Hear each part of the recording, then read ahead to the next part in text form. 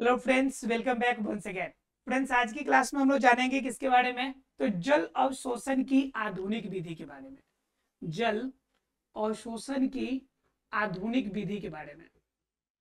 जल अवशोषण की आधुनिक विधि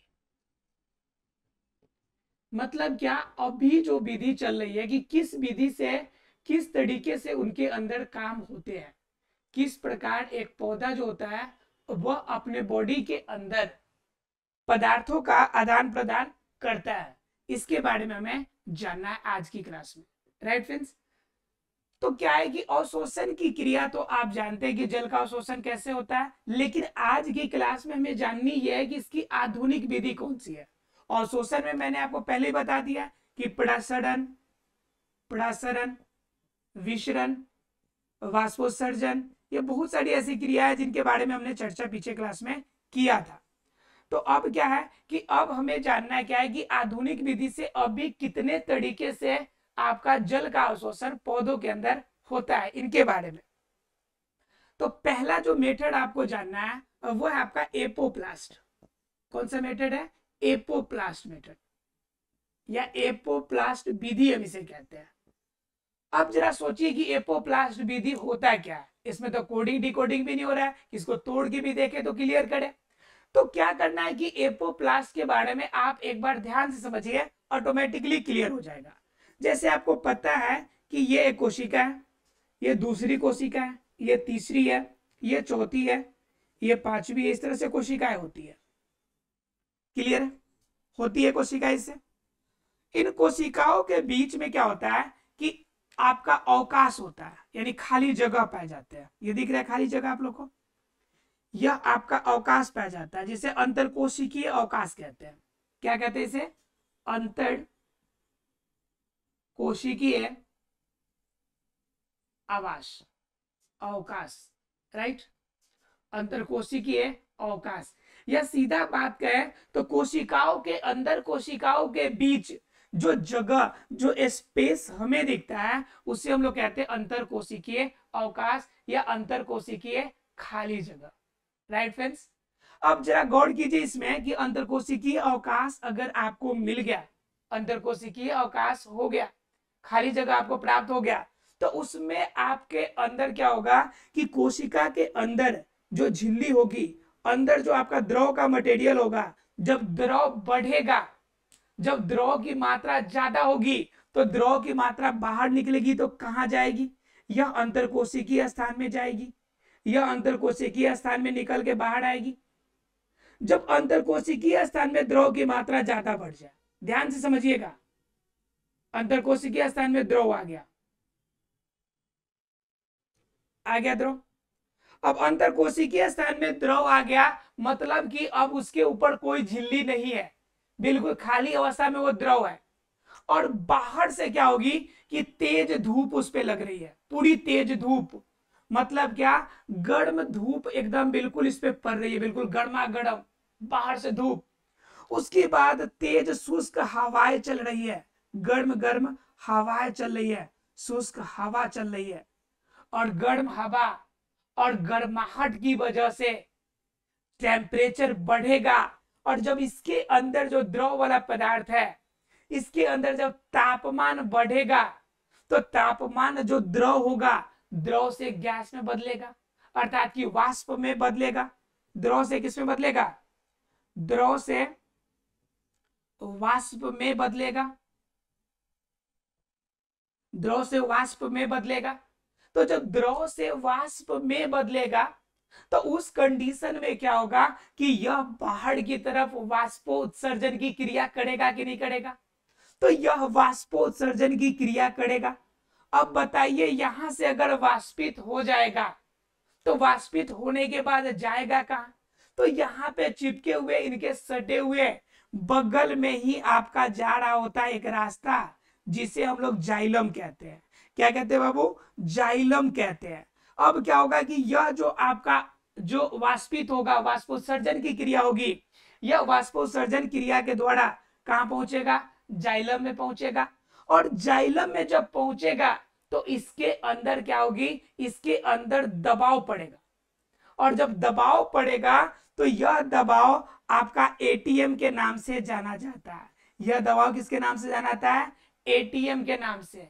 आप लोग समझ रहे होंगे ऑटोमेटिक टेलर मशीन तो नहीं है जिनसे पैसा वापस आएगा, तो पैसा वाला नहीं है यहाँ पर।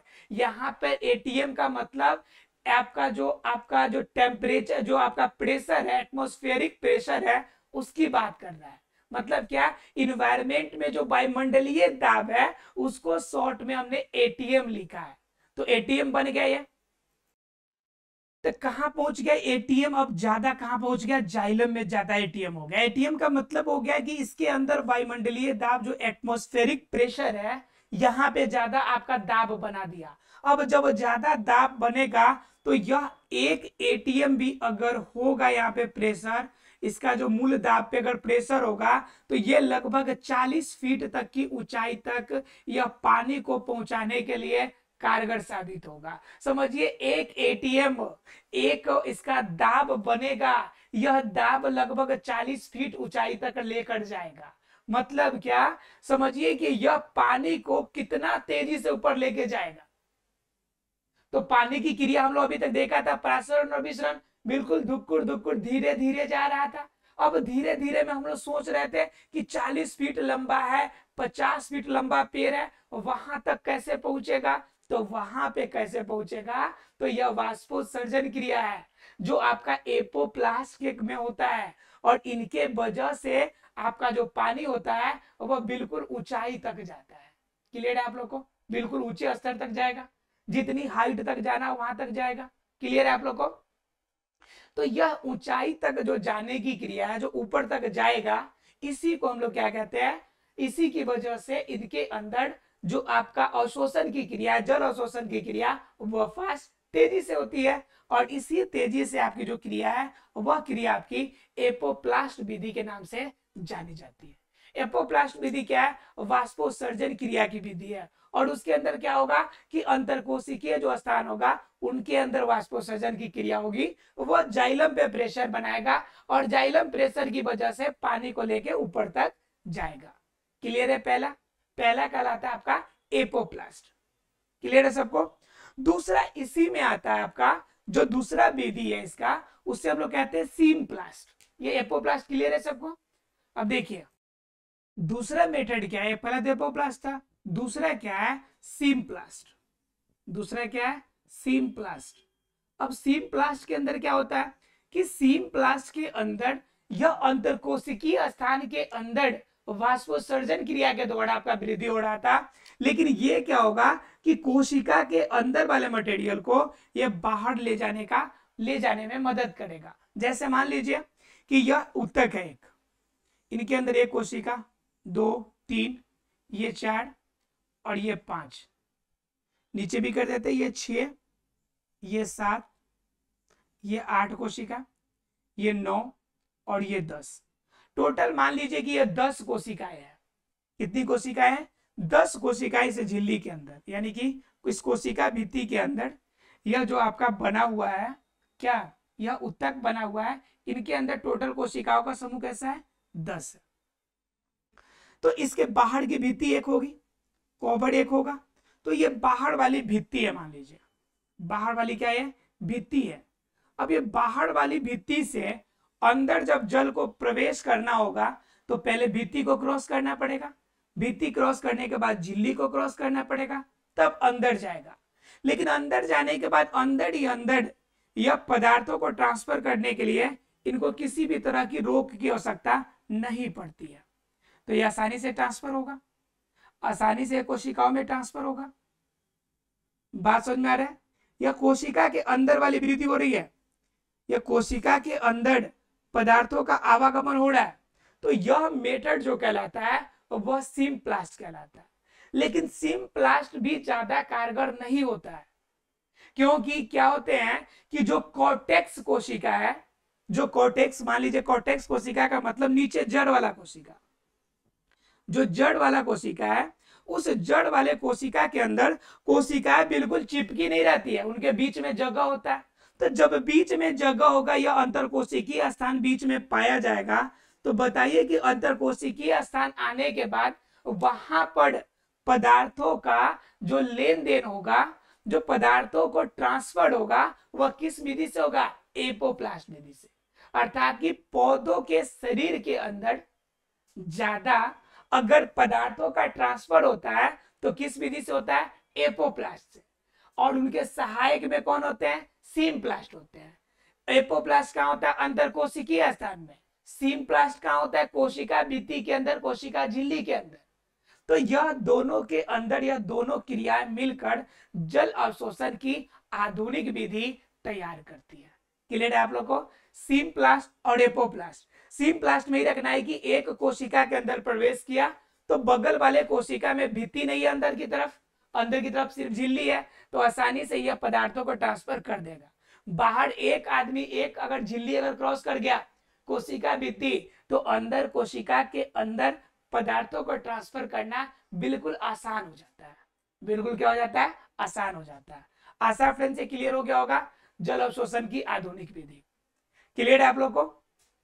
यानी जिसके अंदर एपोप्लास्ट और सीमोप्लास्ट यानी कि दो तरह की मेथड होती है। सभी को क्लियर है? अगर ये क्लियर है तब हम लोग जानेंगे मूल दाब, जिनके कारण ये सारी क्रिया होती है। इनके बारे में जानेंगे हम लोग, मूल दाब के बारे में। चलिए देखते हैं कि मूल दाब क्या होता है। देखिए, मूल दाब की अगर बात कीजिएगा, मूल दाब, ठीक है, अगर आप मूल दाब की बात कीजिएगा तो मूल दाब क्या होता है?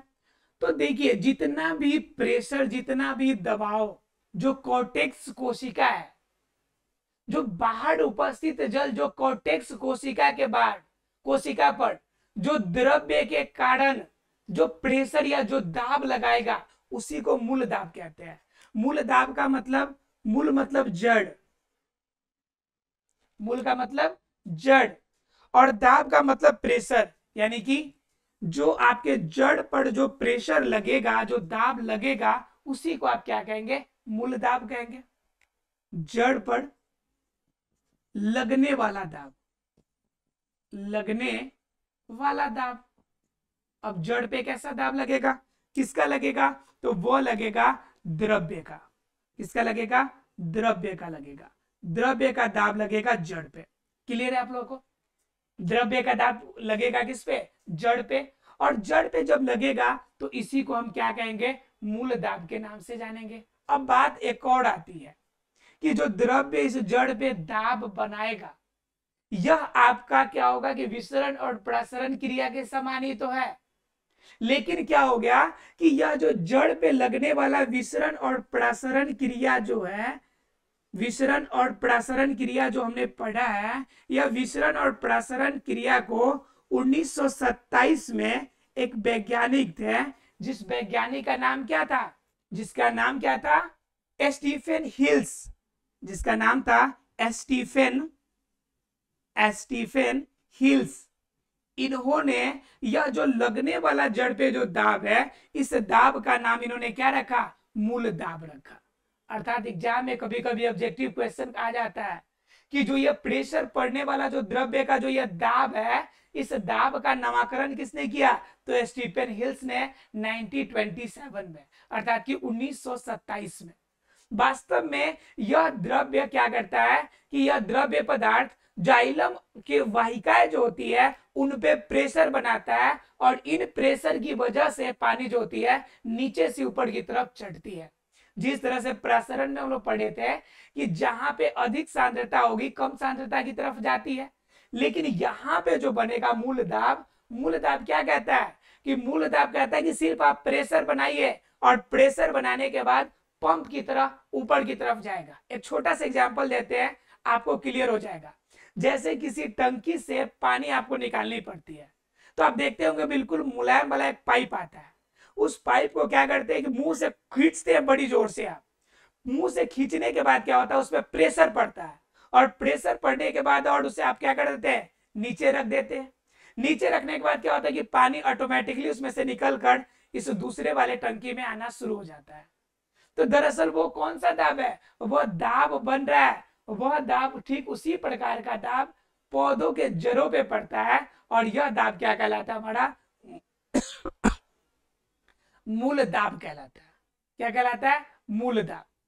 और इसी मूल दाब के कारण, ध्यान समझिएगा, इसी मूल दाब के कारण जो जड़ें होती है, इस जड़ से और आपकी इनकी तना एवं पत्तियों तक, तना एवं पत्तियों तक जो जल और खनिज लवण का अवशोषण होता है या पहुंचता है, जल प्लस में खनिज लवण, यह जल और खनिज लवण पहुंचता है, इस क्रिया को हम लोग किस नाम से जानते हैं? तो रसारोहण के नाम से जानते हैं। किसके नाम से जानते हैं? रसारोहण। किसके नाम से जानेंगे? रसारोहण। तो मूल दाब बनाएगा, मूल दाब जड़ पे बनेगा, ज्यादा प्रेशर बनेगा, अंदर क्या होंगे? कोशिकाएं अंदर जाएंगी, अंदर आपका द्रव आपका अंदर चला जाएगा, और जब द्रव अंदर जाएगा तो वह कंडीशन आपको क्या करेगा? जल और खनिज लवण के कारण यह ऊपर की तरफ लेके जाएगा, और यह जो जल और खनिज लवण जब अंदर प्रवेश करेगा तो यह ऊपर की तरफ जाएगा, पत्तियों तक पहुंचेगा, तो यह कहलाएगा क्रिया क्या? रसारोहण की क्रिया। क्लियर है आप लोग को? अर्थात कि मूल दाब के कारण रसारोहण होगा, और रसारोहण के कारण पौधों के अंदर पदार्थों का ट्रांसफर होगा। क्लियर है? अब बात आती है कि यह मूल दाब के कारण हमने सीधे शब्दों में कह दिया कि रसारोहण होती है, लेकिन रसारोहण की क्रिया होने के अंदर इनके अंदर भी कुछ क्रिया विधि होती है, कुछ सीक्वेंस बनता है, कुछ क्रम बनता है, जिनसे पदार्थों को वह नीचे से जड़ से लेकर पत्तियां तक जाने में कुछ प्रोसेस, कुछ प्रोसीजर का आपका कंप्लीट होता है। तो जानते कि कुछ प्रोसीजर के माध्यम से यह जड़ से तना तक और पत्तियां तक सभी भागों तक यह पदार्थों को लेकर जाएगा। कैसे लेकर जाएगा, इनके बारे में थोड़ा सा जान लेते हैं। देखिए, तो इसके अंदर क्रिया मैंने बताया आपको, रसारोहण के अंदर, रसारोहण के अंदर मैंने बताया एक चीज है जिसको आपने ध्यान से देखा होगा। रसारोहण के अंदर मैंने एक चीज बताई आपको, क्या बताया?